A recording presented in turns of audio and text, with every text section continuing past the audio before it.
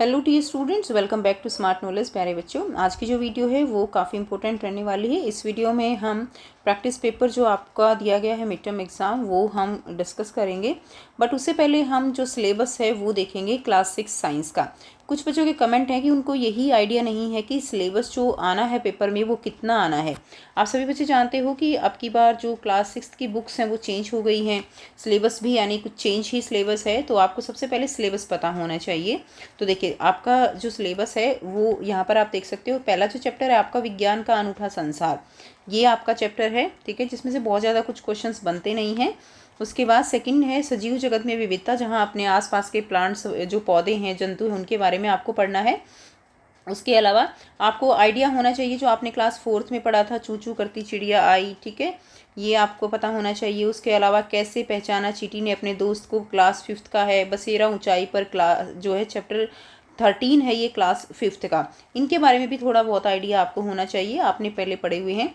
Main अगर बात करें क्लास 6 की तो चैप्टर 3 आपका आएगा, यानी फर्स्ट सेकेंड थर्ड, ये चैप्टर आपका है।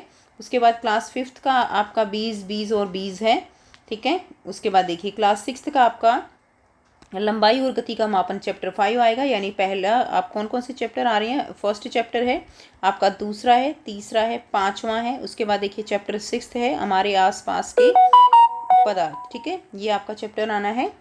उसके बाद नेक्स्ट देखिए, अगला जो चैप्टर आपका आएगा, अध्याय 11 है प्रकृति की अमूल्य संपदा।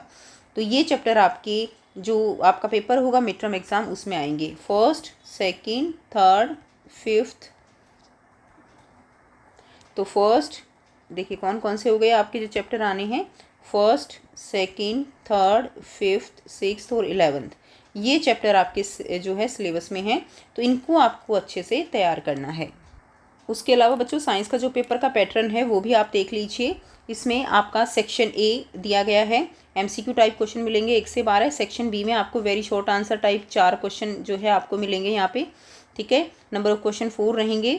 और उसके बाद सेक्शन सी में 6 से 8 3 क्वेश्चन 3 नंबर के, 9 से 11 3 क्वेश्चन जो है 5 नंबर के रहेंगे, 12 से 15 4 क्वेश्चन 4 नंबर के रहेंगे। टोटल आपके पेपर में 15 क्वेश्चन देखने को मिलेंगे और 60 नंबर का पेपर आपका होगा। तो कंप्लीट जो पैटर्न है आपका साइंस का वो चेंज हो चुका है। अब हम करेंगे शिक्षा निदेशालय की ओर से दिया गया मध्यावधि परीक्षा अभ्यास प्रश्न पत्र। क्लास जो है 6th के लिए विषय रहेगा विज्ञान। अवधि रहेगी 2.5 घंटे और अधिकतम अंक रहेंगे 60। अगर आप इस पेपर को इंग्लिश मीडियम में देखना चाहते हो तो भी आपको प्लेलिस्ट का लिंक मिल जाएगा, वहाँ से आप इसको इंग्लिश मीडियम में देख सकते हो, ठीक है। और सभी सब्जेक्ट के जो प्रैक्टिस पेपर हैं वो आपके साथ जल्द ही शेयर किए जाएंगे। यहाँ पर आपको सामान्य निर्देश दिए गए हैं, तो ये आप एक बार अच्छे से ज़रूर जो है इसको पढ़ लीजिए। उसके बाद खंड क दिया गया है, प्रश्न दिए गए हैं 1 से 12 तक दिए गए विकल्पों में से सही उत्तर को चुनना है आपने। तो पहला प्रश्न है, रेगिस्तानी पौधों को जल संचित करने में कौन सी विशेषता सहायता करती है। तो कौन सी विशेषता है जो सहायता करती है, वो है मांसल तने। कौन सा जानवर गति के लिए पैर और पंख दोनों का उपयोग करता है। तो पैर और पंख दोनों का उपयोग जो है वो कबूतर करता है। ऊँट को रेतीले रेगिस्तान में चलने में क्या सहायता करता है। तो ऊँट को रेगिस्तान में चलने में जो है क्या सहायता करता है, चौड़े खुरों वाले लंबे पैर जो है सहायता करता है। उसके बाद नेक्स्ट देखिए, 1960 के दशक में हिमालयी क्षेत्रों में किस पोषक तत्व की सामान्यतः जो है कमी थी। तो किसकी कमी थी, आयोडीन की कमी थी। जब सब्जियों को अधिक ताप पर पकाया जाता है तो विटामिन सी का क्या होता है। तो बच्चे जब उसको पकाया जाता है ना तो अधिक गर्मी के कारण विटामिन सी नष्ट हो जाता है, सी इसका राइट आंसर रहेगा। इनमें से कौन सा लंबाई मापने का मानक इकाई नहीं है। तो देखिए मीटर सेंटीमीटर मिलीमीटर ये सभी मानक इकाई हैं, लेकिन जो बालिश है जैसे ऐसे हाथों से माप लेते हैं ना, तो वो एक मानक इकाई नहीं है। वक्र रेखा की लंबाई कैसे मापी जा सकती है। तो देखिए वक्र रेखा है ऐसे ऐसे, तो इसकी लंबाई कैसे मापेंगे, किसी सीधी रूलर से तो माप नहीं सकते, धागे या मापने की टेप से जो है हम इसको माप सकते हैं। किसी वस्तु को गति में कब कहा जाता है, जब वह वस्तु किसी संदर्भ बिंदु के सापेक्ष अपनी स्थिति समय के साथ बदल रही हो। संदर्भ बिंदु का क्या मतलब है, जैसे मान लीजिए यहाँ पे स्कूल है या कोई भी कुछ भी, मान लीजिए हॉस्पिटल है, आपका घर है, यहाँ पे आप खड़े हुए हो, ठीक है। यहाँ से अगर आप जो है स्कूल की तुलना में, स्कूल क्या हो गया यहाँ पे, संदर्भ बिंदु हो गया।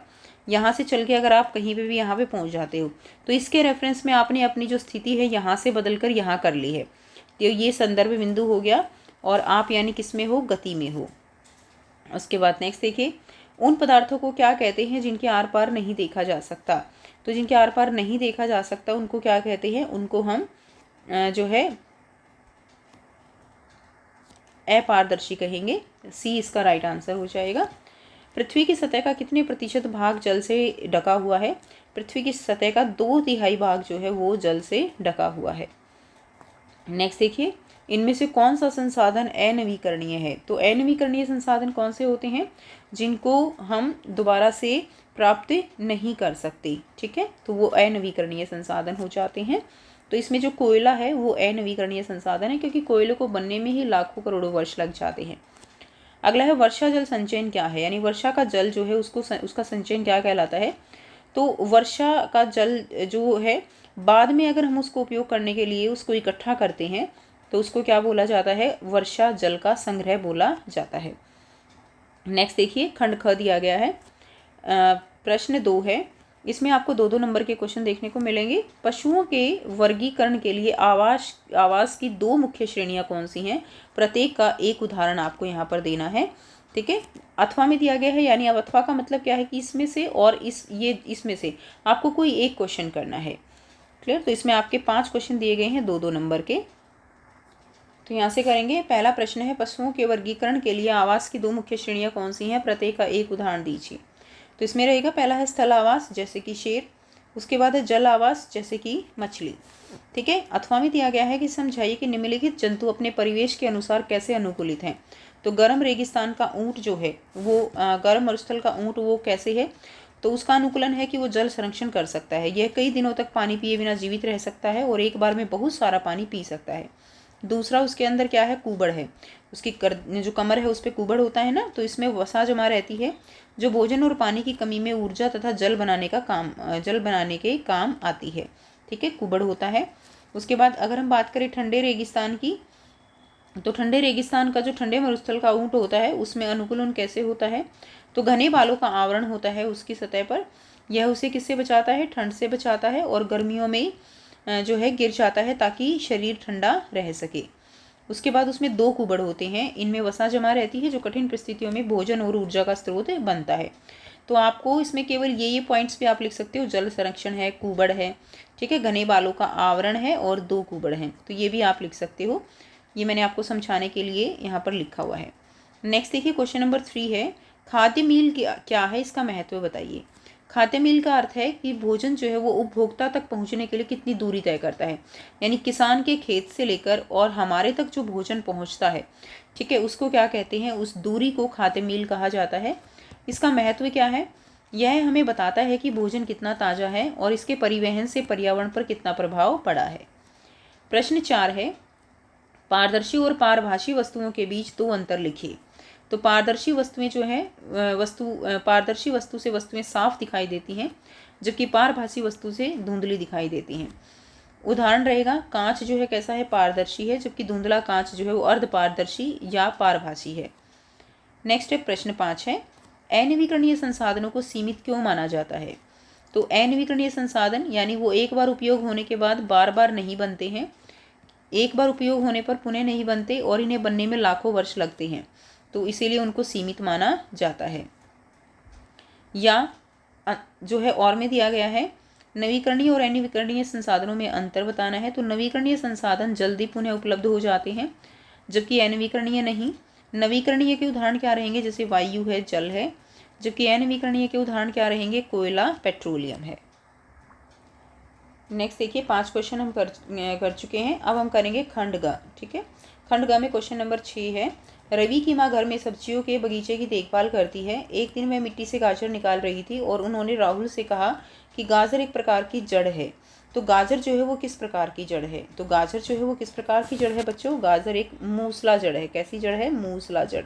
तो आप लिख लेंगे मूसला जड़, ठीक है। गाजर की पत्तों में किस प्रकार का शिराविन्यास पाया जाता है?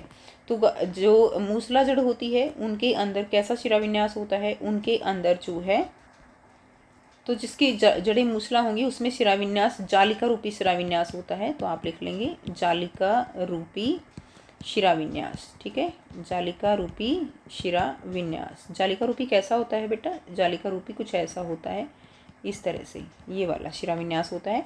इसी प्रकार की जड़ का एक और उदाहरण दीजिए, तो इसी प्रकार की जड़ का उदाहरण रह जाएगा मूली। क्लियर। नेक्स्ट देखिए क्वेश्चन नंबर जो है 6 में ही और में दिया गया है अथवा में, एक बीजपत्री और द्विबीजपत्री पौधों में कोई 3 अंतर आपको यहाँ पर लिखने हैं। तो एक बीजपत्री और द्विबीजपत्री में 3 अंतर क्या होंगे? एक बीजपत्री में एक बीजपत्र होता है, जो कि द्विबीजपत्री में 2। द्विबीजपत्री का मतलब क्या है? जैसे कि आपने राजमा देखी है, उसको आप 2 हिस्सों में तोड़ सकते हो। चना देखा है आपने, चने को भी आप 2 हिस्सों में तोड़ सकते हो, तो वो क्या है? द्विबीजपत्री है। जबकि एक बीजपत्री में जैसे चावल का दाना है, गेहूँ का दाना है, वो एक बीजपत्री है।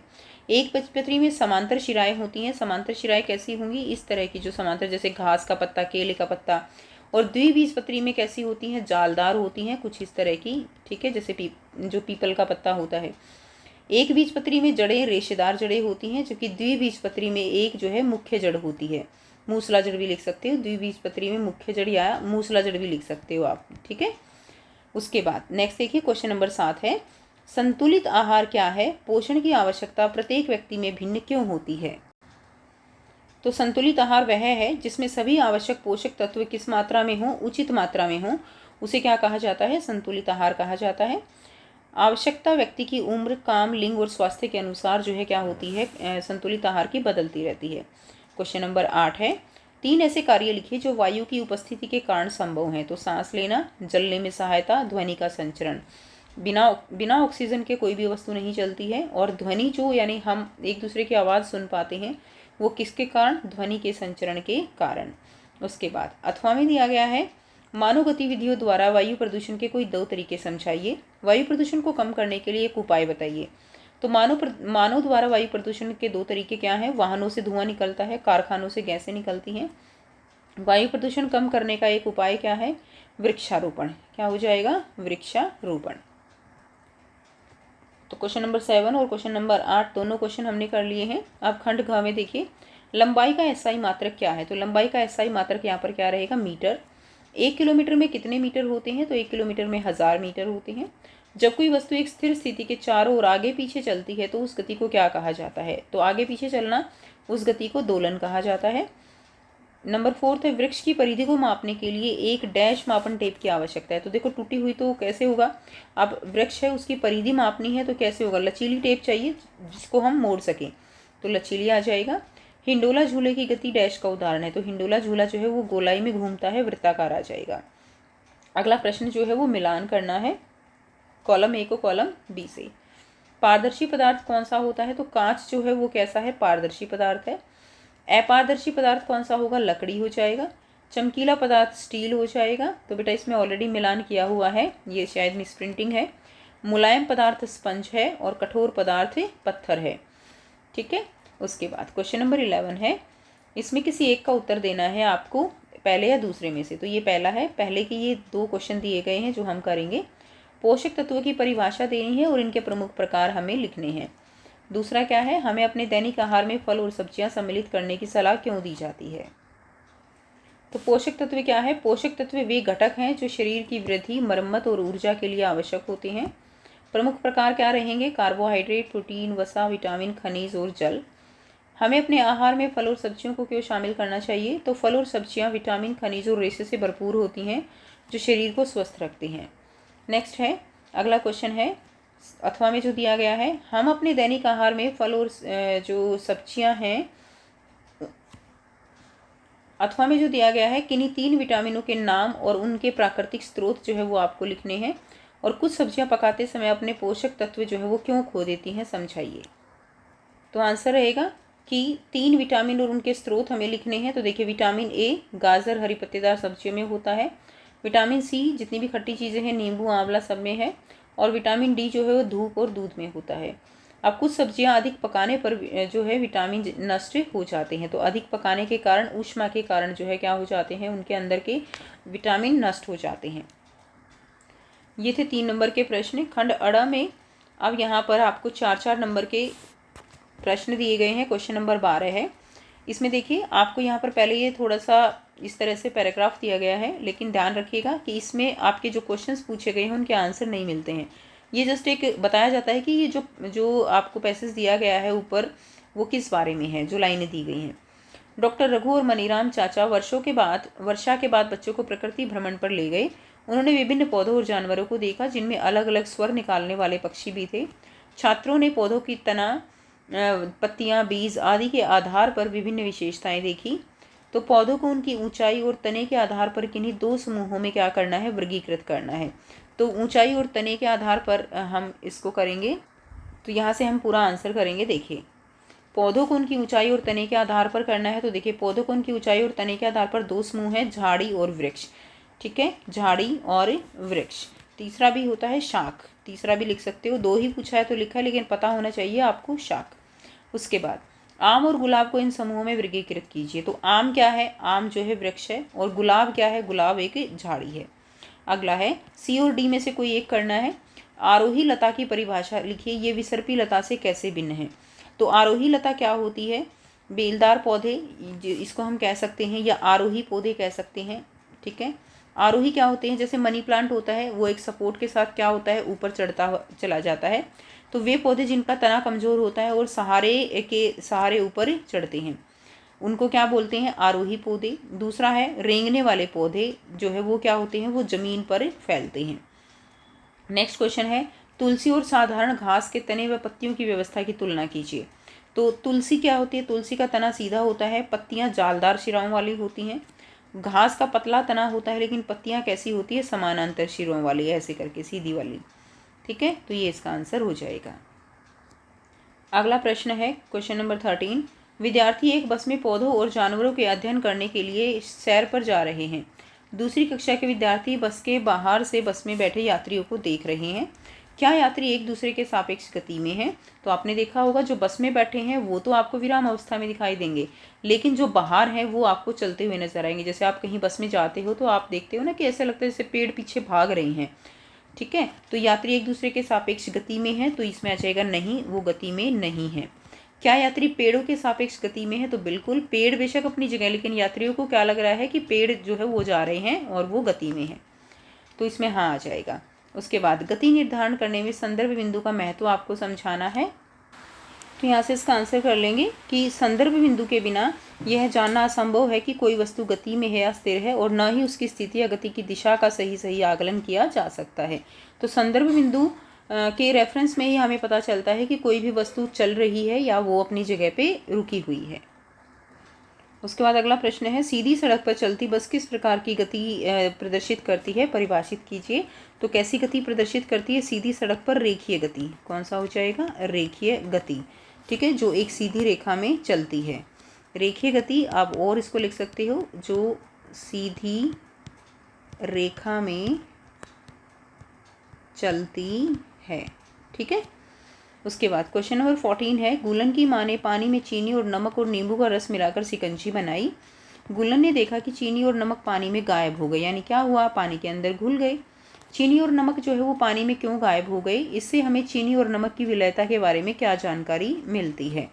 तो आइए देखते हैं इसके आंसर। तो आंसर करेंगे चीनी और नमक जो है, पहला प्रश्न है चीनी और नमक पानी में क्यों गायब हो गए? तो चीनी और नमक पानी में घुल गए क्योंकि ये घुलनशील हैं। दूसरा है इससे हमें चीनी और नमक की विलयता के बारे में क्या जानकारी मिलती है? ठीक है, तो इसमें आ जाएगा इससे पता चलता है कि ये जल में क्या है, विलेय है। अगला है सी और डी में से एक करना है, क्या रेत भी पानी में ऐसा व्यवहार करेगी, क्यों या क्यों नहीं? तो रेत पानी में ऐसे नहीं घुलेगी क्योंकि ये अविलेय है, अविलेय यानी उसके अंदर घुलेगी नहीं। उसके बाद पानी में पाई जाने वाली कोई दो गैसों के नाम लिखिए। तो पानी में जो है कौन सी गैसें होती हैं? ऑक्सीजन और कार्बन डाइऑक्साइड। अगला प्रश्न है 15।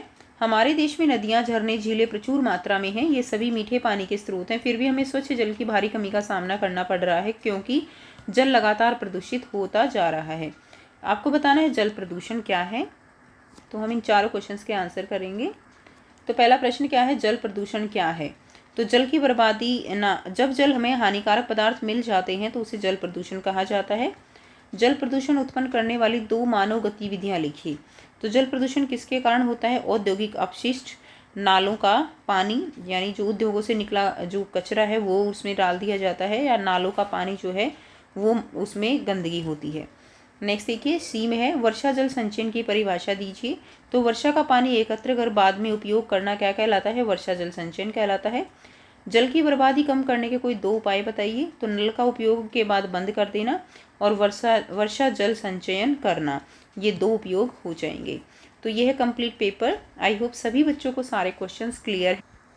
कोई भी डाउट हो बेटा आप पूछ सकते हो। अगर आप वीडियो को इंग्लिश मीडियम में देखना चाहते हो तो प्लेलिस्ट का लिंक आपको डिस्क्रिप्शन बॉक्स में मिल जाएगा, वहाँ से आप देख सकते हो।